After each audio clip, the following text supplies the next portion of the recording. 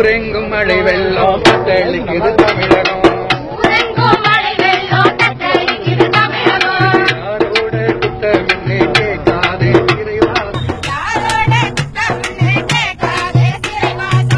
சாக்கடை வீட்டுக்குள்ளே போக்கிடம் எதுமில்ல.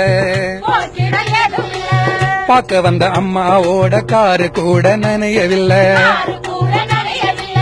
பொங்கி தின்ன வழி இல்ல, பொட்டலந்தான் கெதி இல்ல. போயஸ் ராணி ஆட்சியில போட்டோவுக்கு குறைச்சல் இல்ல.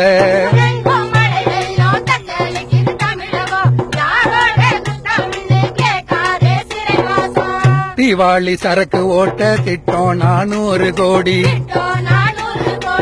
பேட்டரை வளர்ச்சி போட திட்டம் 1000 கோடி.